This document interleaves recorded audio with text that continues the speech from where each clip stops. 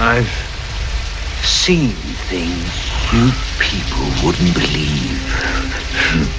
Budget by scale. Friction creates reality. Somewhere over the last decade of $200 million fantasy and sci-fi productions, writers forgot a basic mechanical rule. A world does not feel real because it has 10,000 years of written lore or expensive CGI landscapes. It feels real because it resists the protagonist. When a setting instantly warps its geography, ignores its own logistics, silences its institutions, and erases hard differences between peoples just so the script can hit the next plot beat, the world collapses into something hollow. And that is the hollow world problem.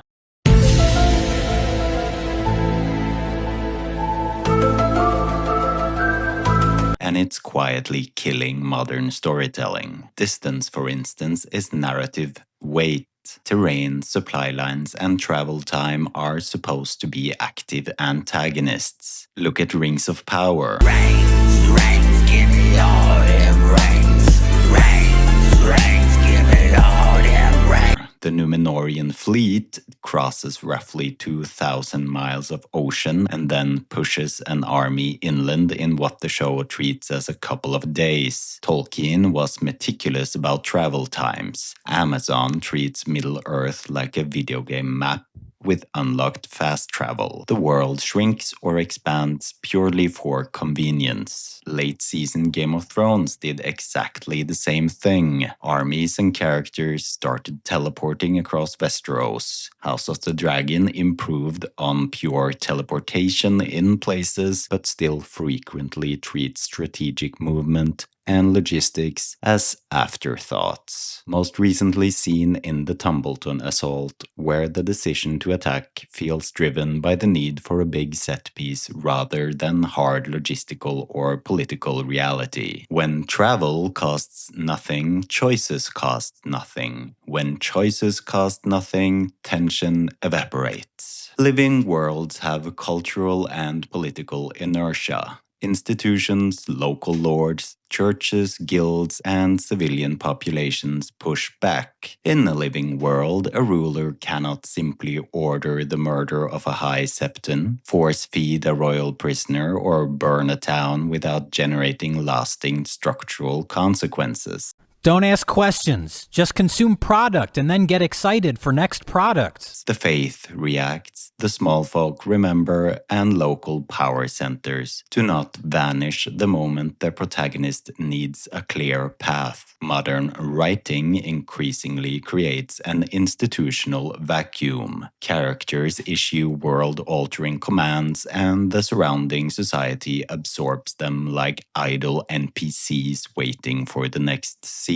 Populations exist to cheer, scream, or die on command. They have no memory and no agency. Contrast this with Andor. The Empire is terrifying precisely because of its bureaucracy, its middle management, its grinding institutional weight. The system itself resists and crushes. That is friction. Most modern fantasy has replaced it with a soft, compliant stage set. A massive battle, a scorched city, or a broken alliance is not a story event if it leaves zero structural scar tissue. There's a tempest in me. Too many high-budget sequences now function as checklist spectacle. The city burns, the dragon fights, the score swells, and then the next episode proceeds as if the material and political consequences were optional. If the world does not remember the wound, the audience eventually stops feeling it either. Budget delivered the image. Friction was never present to give the image weight. And now for something that might make the modern audience cope and seethe. I'm saying... I'm not used to this level of scrutiny! I can tell. Yes. Distinct races, cultures, and biologies are a form of permanent system friction. Different histories, different interests, different capabilities, and different loyalties create natural resistance that the plot simply cannot wish away. The same is true of genuine evil or deep irreconcilable opposition. When races become interchangeable skins with the same psychology, the same values, that friction dies. The world turns into an ideological blank slate. Dragon Age: The Veilguard is a recent example. The top surgery scars are also included in this for all of our trans and non-binary rooks out there. Racial tension that had been baked into the setting for years, the treatment of elves, the long war with the Qunari is largely sanded down. Suddenly no one is allowed to be meaningfully prejudiced, even when the lore and recent history demand it. Difference is treated as a problem to be solved rather than a source of conflict and texture. Somebody get these beggars out of here!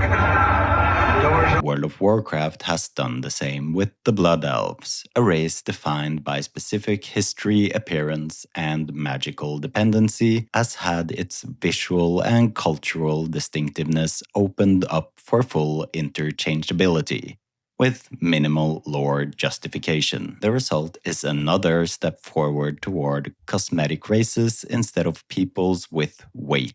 For a modern gaming audience. The Netflix Witcher adaptation flattened much of the Slavic cultural specificity and political complexity of the source into something much more generic and frictionless. And when genuine evil is continually redeemed, explained away, or turned into misunderstood trauma, the world loses moral voltage. A living world needs forces that actually oppose the protagonists on a fundamental level. Remove that opposition and the stakes collapse into therapeutic mush.